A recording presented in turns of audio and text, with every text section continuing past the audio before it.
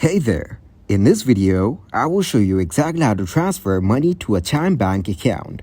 If you set up direct deposit with Chime, you will start unlocking more awesome features in the app. Here's how to get started. First, log in to the Chime app. Then tap on the gear icon to open Settings. Here, scroll down to Account Information and tap on Set up Direct Deposit. Check your email and print the attached form. Complete, sign, and submit the form to your employer. You should start receiving direct deposits within 2 payment cycles. As long as your employer offers direct deposit as an option, it's a cinch to set up. If you're out of work, you can also receive unemployment benefits via direct deposit.